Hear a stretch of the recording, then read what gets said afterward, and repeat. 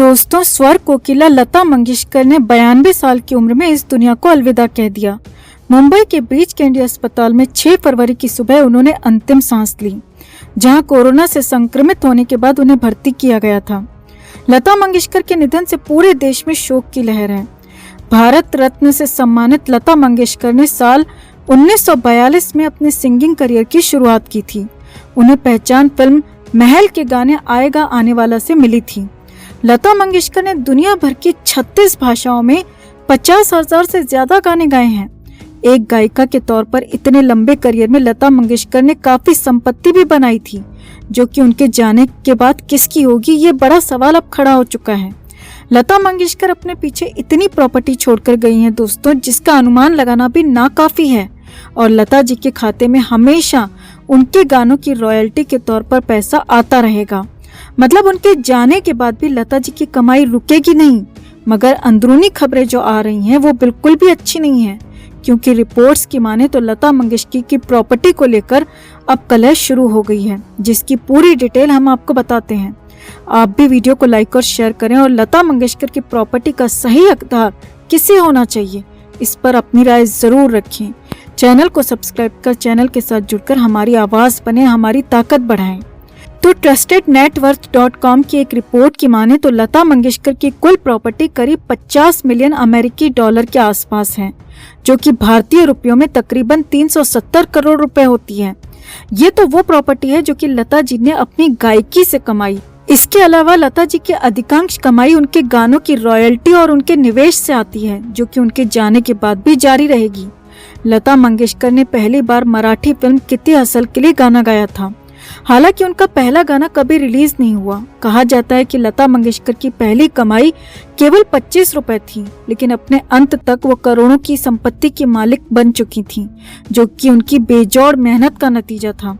अपने आखिरी समय में भी लता मंगेशकर की मंथली इनकम 40 लाख के आसपास थी और सालाना उनकी आय करीब 6 करोड़ बताई जा रही है। ये कमाई वो कमाई है जो कि वो बिना गाए कमा रही थी।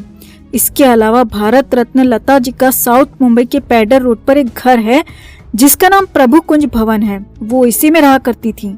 रिपोर्ट्स की माने तो इस घर की कीमत भी करोड़ों में है, क्योंकि जिस इलाके में ये घर है वो इलाका मुंबई का सबसे पॉश और आलीशान इलाका माना जाता है। यहाँ घर होना मतलब कि करोड़ों की प्रॉपर्टी होना है। इसके अलावा PressReader.com की एक रिपोर्ट के मुताबिक लता मंगेशकर कारों की भी बेहद शौकीन थी। उनके नाम पर एक शेवरले ब्यूक और एक क्रिसलर है। लता मंगेशकर को फिल्म निर्माता यश चोपड़ा ने वीर ज़ारा के गाने के रिलीज होने के बाद एक मर्सिडीज कार भी गिफ्ट दी थी। ये सभी लग्जरी कारें हैं जिनकी कीमत लाखों में है। लता मंगेशकर को गहनों का भी काफी शौक था। सोने और हीरे के आभूषण उन्हें बेहद पसंद थे। रिपोर्ट्स की माने तो लता जी अपने पीछे लाखों करोड़ों के जेवर भी छोड़कर गई हैं। कुल मिलाकर लता मंगेशकर अपने पीछे अरबों की संपत्ति छोड़कर गई हैं। और अब मुंबई से जो रिपोर्ट आ रही है वो ये है कि लता जी के जाने के बाद उनके रिश्तेदारों के बीच प्रॉपर्टी को लेकर अंदरूनी कलह शुरू हो चुकी है।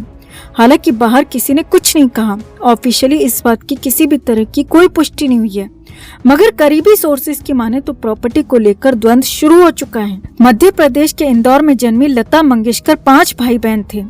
तीनों बहनें आशा भोसले, मीना खड़ेलकर और उषा मंगेशकर और एक भाई हृदयनाथ मंगेशकर। आशा भोसले तो खुद अरबों की संपत्ति की मालिक हैं और उनकी पहचान बताने की जरूरत नहीं है कि वो कितनी बड़ी गायिका हैं। लता मंगेशकर के भाई हृदयनाथ मंगेशकर भी म्यूजिशियन हैं और वो भी लाखों करोड़ों की संपत्ति के मालिक हैं।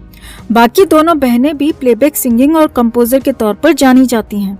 मतलब ऐसा नहीं है कि किसी के पास भी पैसे की कोई कमी है। सब अपनी अपनी मेहनत से काफी मात्रा में प्रसिद्धि और पैसा दोनों हासिल कर चुके हैं। मगर फिर भी जो खबरें आ रही हैं वो वाकई में दिल तोड़ने वाली हैं। अब ये तो सभी जानते हैं कि लता मंगेशकर ने आजीवन शादी नहीं की थी। ऐसे में उनके पीछे उनकी बहनें, उनके भाई और उनके परिवार ही हैं। लता जी के निधन के बाद उनको मुखाग्नि भी उनके भाई हृदयनाथ मंगेशकर और भतीजे ने दी थी। तो माना जा रहा है कि वो ही लता दीदी की संपत्ति के हकदार बन सकते हैं, मगर इसे लेकर कोई आधिकारिक जानकारी अभी तक सामने नहीं आई है। वैसे कानून के जानकारों की माने तो हो सकता है कि लता मंगेशकर किसी तरह की विल भी बनाकर गई हों, और अगर वसीयतनामा वो बनाकर गई हैं तो उसी के आधार पर उनकी प्रॉपर्टी की दशा और दिशा दोनों तय होंगी। अब लता दीदी को गए महज कुछ दिन ही हुए हैं। संगीत की दुनिया में सूनापन आ चुका है। ऐसे में उनकी प्रॉपर्टी को लेकर आ रही कलह की खबरें वाकई में दिल चीर देने वाली हैं। जहां पूरा विश्व लता जी के निधन को संगीत जगत के लिए त्रासदी की तरह देख रहा है, ऐसे में सिर्फ संपत्ति के लिए विवाद होना बिल्कुल भी अच्छा नहीं है। ये सब देखकर बहुत दुख होता है दोस्तों, कि जैसे मानो जो चला गया उसकी कोई कीमत ही ना हो, और जो वो पीछे छोड़ गया सब उसी को हथियाने, उसी को हड़पने में लग जाते हैं। जाने वाले को 2 दिन में भूल जाते हैं। शायद यही दुनिया का दस्तूर है। वैसे आपको क्या लगता है दोस्तों, जहां एक तरफ संगीत जगत में सूनापन और खालीपन आ चुका है, वहां ऐसा विवाद कितना सही है और कितना गलत, और असल में किसे होना चाहिए लता दीदी की संपत्ति का असली मालिक? आप भी अपनी राय कमेंट में जरूर रखिए और वीडियो को लाइक और शेयर कर अपना प्यार और सपोर्ट भी जरूर दिखाएं। लता मंगेशकर के निधन के बाद कई अनसुने किस्से लोगों के जहन में उनकी याद ताजा कर रहे हैं। इनमें से एक वाक्य हम आज आपको बताने जा रहे हैं। अगर कोई लता मंगेशकर की किसी भी चीज की बहुत तारीफ कर देता था तो लता वो चीज उसे दे देती थी। उन दिनों फिल्म महल बन रही थी। फिल्म के एक गाने के लिए हुई बैठक में गीतकार नक्शाब ने लता की चमचमाती नई कलम की बहुत तारीफ की। लीजिए, इसे आप रख लीजिए, ये कहते हुए लता ने ये कलम उन्हें थमा दी थी। लेकिन लता भूल गयी कि उस कलम पर उनका नाम खुदा हुआ था। उन्हें बिल्कुल इल्म नहीं था कि इस गीतकार का इरादा कुछ और है। नक्शाब ने लता के नाम वाली कलम फिल्म इंडस्ट्री में सबको दिखानी शुरू कर दी कि उन दोनों के बीच कुछ चल रहा है। लता ने इस मामले में चुप रहना ही ठीक समझा, क्योंकि वो जानती थी कि अगर वो उन्हें झूठा साबित करने की कोशिश करेंगी तो बवाल और बढ़ेगा और लोग मजा लेंगे। एक और रिकॉर्डिंग में नक्शाब फिर से टकराए। वो ये जताने को डेस्परेट थे कि लता उनके प्यार में पड़ गई हैं। इसीलिए रिकॉर्डिंग शुरू होने के बाद वो बीच बीच में उनके बूथ में घुस जाते थे और उनसे डूबकर गाने पर जोर देते थे। इन लाइनों में इतनी मोहब्बत भर दो कि ऐसा लगे कि तुम अपने प्रेमी के सामने बिना शर्त समर्पण कर रही हो।